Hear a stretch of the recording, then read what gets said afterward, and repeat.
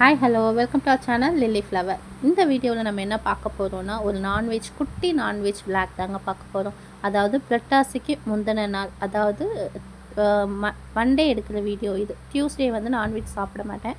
So இது வந்து Monday எடுக்கிற வீடியோ. சண்டேவும் நான்வெஜ் செஞ்சோம், ஆனால் அது வீடியோ ஷூட் பண்ணலை, டைம் இல்லை. கொஞ்சம் வெளில போகிற ஒர்க் இருந்ததால் டைம் இல்லை. அன்றைக்கி வந்து சீ ஃபுட்டும் மட்டனும் செஞ்சோம். பட் மட்டன் வந்து பாப்பா சாப்பிட மாட்டா. அதனால் சீ ஃபுட் வந்து இறால் ரொம்பவே விரும்பி சாப்பிடுவா. அதனால் இறால் 65 செஞ்சோம். ரொம்ப ரேராக தான் நான் சிக்கன் பாப்பாவுக்கு கொடுப்பேன். சரி 1 மந்த்துக்கு வந்து கேப் இருக்குல்ல, சரி நம்ம அதிகமாக நான்வெஜ் நம்ம வீட்டில் செய்ய மாட்டோம், எப்போவாவது ஒன்ஸ் தான் செய்வோம். சரி ஓகே பாப்பாவுக்கு செஞ்சு கொடுத்துடலாம். வந்து லெக் பீஸும் லாலிபப்பும் எனக்கு ரொம்ப பிடிக்கும். ஆனால் லாலிபப் வந்து இவங்க ஆஃபீஸ் போகிற டைமில் வந்து கிடைக்கல. அதனால் லெக் பீஸ் மட்டும்தான் எடுத்துகிட்டு வர சொல்லி, சரி நம்ம 65 போட்டு கொடுத்துடலாம் அப்படின்னு சொல்லிட்டு ரெடி பண்ணிகிட்ருக்கேன். ஃபஸ்ட்டு வந்து பார்த்திங்கன்னா, இப்போது வந்து நான் மசாலாலாம் போட்டு எடுத்து வச்சுருக்கேன். காரம் கம்மியாக தான் போட்டிருக்கேன். ஏன்னாச்சும் காரம் அதிகமாக போட்டால் பாப்பா சாப்பிட மாட்டா. இது வந்து பார்க்கறதுக்கு தான் உங்களுக்கு ஒயிட்டாக இருக்குது. நான் ஆர்டிஃபிஷியல் கலர் எதுவும் சேர்க்கல. ஸோ அதனால நம்ம நேச்சுரலாக இருக்குது.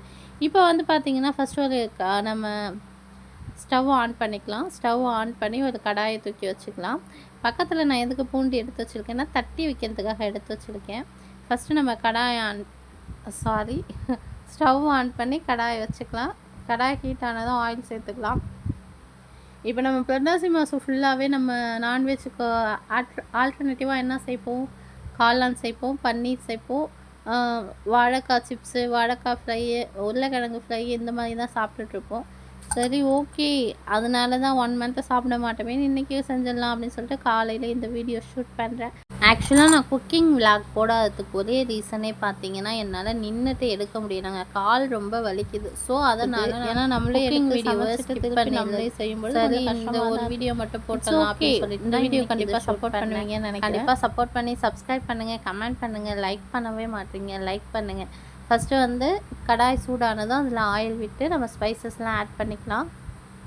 இதில் எதுவுமே நான் வந்து ஆர்டிஃபிஷியலாக சேர்க்கல. எல்லாமே நம்ம வீட்டில் இருக்கிற பொருளை வச்சு தான் சிம்பிளாக சீக்கிரமாக செஞ்சிடலாம். டேஸ்ட் அல்டிமேட்டாக இருக்கும். முடிஞ்ச அளவுக்கு மிளகாய்த்தூள், மஞ்சள்தூள், கரம் மசாலா, இஞ்சி பூண்டு விழுது எல்லாமே வீட்டிலே நீங்கள் ரெடி பண்ணி வச்சுக்கோங்க. இந்த ஸ்டேஜில் நீங்கள் அந்த பூண்டை தட்டி போட்டிங்கன்னா அந்த ஃப்ளேவர் வந்து எனக்கு ரொம்ப ரொம்ப ரொம்ப பிடிக்கும். அதனால தான் நான் எப்போ வந்து குருமா செஞ்சாலும் நான்வெஜ் செஞ்சாலும் அந்த பூண்டை வந்து கொஞ்சமாக தட்டி அதில் போட்டுப்பேன். எனக்கு டேஸ்ட் ரொம்பவே பிடிக்கும். அப்போ நம்ம கட் பண்ணி வச்சுருந்த ஆனியனை சேர்த்துக்கலாம். அந்த ஆனியன் வந்து நல்லா கண்ணாடி பதத்துக்கு வதங்கின பிறகு தான் நம்ம தக்காளி சேர்க்கணும். அது வரைக்கும் நம்ம வெயிட் பண்ணலாம். நம்ம ஆனியன் வந்து நல்லா வதங்குற டேஸ்ட்டில் தான் வந்து சிக்கன் குழம்போடைய டேஸ்ட் அப்படி இருக்கும் அப்படின்னு சொல்லுவாங்க. எங்கள் பாட்டியும் அம்மாவும் என்ன சொல்லுவாங்கன்னா, நம்ம எப்படி ஆனியனை வதக்குறோமோ அந்த அளவுக்கு டேஸ்ட் நல்லாயிருக்கும் அப்படின்னு சொல்லுவாங்க. நம்ம அந்தந்த பொருளுக்கான டைம் அப்பப்போ கொடுக்கணும். இல்லைன்னா வச்சுக்கோங்களேன், அதோடைய ஃப்ளேவர் வந்து சமையலில் இறங்காது. இது ஒரு ஒரு டைம் கொடுக்கும்பொழுது அதோட ஃப்ளேவரும் வந்து நமக்கு அந்த கிரேவியில் இறங்கும்போது டேஸ்ட்டு செம்மையாக இருக்கும். நீங்கள் வேணால் ஒரு 10 நிமிஷம் டைம் கொடுத்து செஞ்சு பாருங்களேன். ரொம்பவே டேஸ்ட்டாகவும் ஹெல்த்தியாகவும் இருக்கும். இப்போ வந்து நான் கறி லீஃப் ஆட் பண்ணிக்கிறேன். ஆனியன் வதங்கிறதுக்கு கொஞ்சமாக கல் உப்பு சேர்த்துக்கலாம். இதை நீங்கள் கண்ணாடி பதத்துக்கு வதங்கும் போது ரொம்ப டேஸ்ட்டாகவும் இருக்கும். அதாவது உப்மாவுக்கு வந்து எப்படி சொல்லுவாங்கன்னா, உப்மாவுக்கு வந்து நறுக்கு நறுக்குன்னு இருக்கக்கூடாது வெங்காயம். நம்ம அந்த ரவா உப்மா சாப்பிடும் பொழுதோ, இல்லை ஏதோ ஒரு சம்திங் ஏதோ ஒரு உப்மா சாப்பிடக்குள்ள நறுக்கு நறுக்குன்னு இருக்கக்கூடாது. நல்லா எப்படி சொல்கிறதுனா, நல்லா ப்ரௌன் கலரில் வெங்காயம் வதங்கியிருக்கணும். அப்போ தான் அதுக்குன்னு ரொம்ப ப்ரௌனாக இருந்துச்சிங்கன்னா கசக்கும். இந்த ஸ்டேஜில் இப்போ இருக்கு இல்லையா, இந்த ஸ்டேஜில் உப்மாவுக்கு வதங்கினா தான் உப்மா வந்து கடிச்சு சாப்பிடும். அதாவது வாயில் அந்த ஆனியன் தட்டுப்படும் பொழுது டேஸ்ட்டு நல்லாயிருக்கும் அப்படின்னு சொல்லுவாங்க எங்கள் பாட்டி. அப்போ இட்லியை வந்து அதிகமாக வேக வைக்கக்கூடாது. வேக வச்ச இட்லியை வந்து சீக்கிரம் எடுத்துடணும். முடியே இருந்துச்சுன்னா அதில் வேர்வை தண்ணி பற்றும். அப்புறம் முதல் தட்டு இட்லி தான் நல்லாயிருக்கும் அப்படின்னு நிறைய விஷயங்கள் எங்கள் பாட்டி என்கிட்ட ஷேர் பண்ணியிருக்காங்க. எங்கள் அம்மாவும் ஷேர் பண்ணியிருக்காங்க. எங்கள் அம்மா அடிக்கடி எனக்கு வந்து நான் ஒவ்வொரு சமையல் செய்யும் பொழுதும் ஒவ்வொரு நுணுக்கங்கள் சொல்லி கொடுப்பாங்க. அவங்களாம் சொல்லி கொடுத்ததால தான் நான் இந்த அளவுக்கு சமைக்கிறேன்னு எனக்கு தெரியும், என் ஃபேமிலிக்கு தெரியும். பார்க்குறவங்களுக்கு தெரியாது. நீங்கள் கேட்பீங்க கமெண்ட்டில், அதை தான் சொல்ல வரேன். இருந்தாலும் ஓரளவுக்கு நான் நல்லாவே சமைப்பேங்க, டேஸ்டியாக சமைப்பேன்.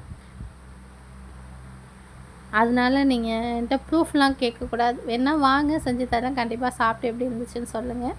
ஃபஸ்ட்டு இந்த ஸ்டேஜில் வந்து நான் புதினாவும் கொத்தமல்லியும் சேர்த்துக்கிறேன்.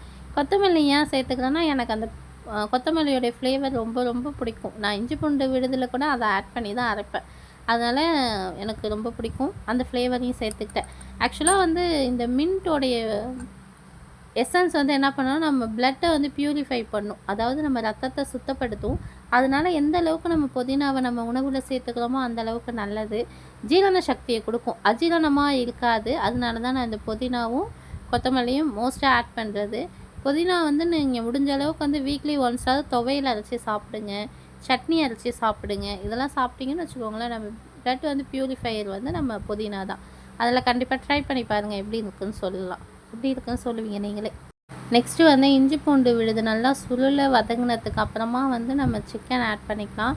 இந்த சிக்கன்லேயே வந்து தண்ணி விடும். இந்த சிக்கன் வந்து மசாலா கூட நல்லா மேஷ் ஆகுற அளவுக்கு நம்ம வதக்கி எடுத்துக்கலாம். அப்போ தான் நமக்கு வந்து அந்த சிக்கனுடைய ஃப்ளேவரும் அந்த மசாலாவுடைய ஃப்ளேவரும் ஒன்றா கலந்து நமக்கு சாப்பிடக்குள்ளே பாயில் ஆன சிக்கன் மாதிரி இருக்காது. நல்லா கிரேவியில் வந்து நல்லா டிப் ஆகி டேஸ்ட்டாக இருக்கும் சாப்பிடக்குள்ளே.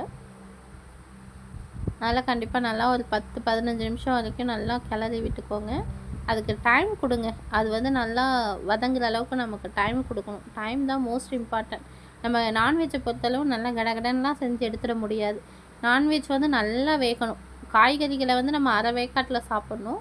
நான்வெஜ்ஜை வந்து நல்லா வேக வச்சு சாப்பிட்ணும். அதுதான் வந்து வெஜ்ஜுக்கும் நான்வெஜ்ஜுக்கும் உள்ள டிஃப்ரெண்ட். அதனால் பார்த்து பத்திரமா நிறைய டைம் எடுத்து சமைங்க. சமைக்கும் பொழுது வந்து நல்லா வேக வச்சு சாப்பிடுங்க. இந்த ஸ்டேஜில் வந்து நம்ம தயிர் சேர்த்துக்கலாம். தயிர் சேர்த்தா வந்து சிக்கன் சாஃப்டாக இருக்கும். அதனால தான் நான் தயிர் ஆட் பண்ணிக்கிறேன். பிரியாணிக்கு தானே தயிர் ஆட் பண்ணுவாங்க, நீங்கள் சிக்கனுக்கு ஆட் பண்ணுறீங்கன்னு கேட்காதீங்க. இதில் ஆட் பண்ணால் சிக்கன் வந்து சாப்பிடக்குள்ள நல்லா நம்ம கிடைக்கும்பொழுது சாஃப்டாக இருக்கும். அப்புறம் ஜாரில் வந்து ஏன் க்ரீன் கலரில் தண்ணி இருக்குன்னா, நான் ஜார்லேயே வந்து தண்ணி பிடிச்சி ஊற்றிக்கிட்டேன். அதனால் உங்களுக்கு க்ரீன் கலரில் தெரியுது. நான் தான் சொன்னேன் இல்லையா, புதினாவும் கொத்தமல்லி இஞ்சி பூண்டு விழுது கூட சேர்த்து அரைச்சிட்டேன் அப்படின்னு சொல்லி. அதுக்கப்புறம் வீட்டில் அரைச்ச குழம்பு மிளகாய்த்தூள் 2 ஸ்பூன் போட்டுக்கிறேன். எங்கள் குழம்பு மிளகாய்த்தூள் காரமாக இருக்கும், அதனால் கம்மியாகவே போட்டுக்கிறேன். ஏன்னா பாப்பாலாம் சாப்பிடணும் அதுக்காக. நெக்ஸ்ட் வந்து வீட்டில் அரைச்சி வச்ச கரம் மசாலா அதையும் ஆட் பண்ணிக்கிறேன். மிக்ஸ் பண்ணி விட்டுடலாம். இந்த ஸ்டேஜில் வந்து நான் சிக்கனுக்கு மசாலா பரட்டி வச்சோம் இல்லையா, அதை வந்து நம்ம ஃப்ரிட்ஜிலேருந்து எடுத்து வச்சிட்டோம்.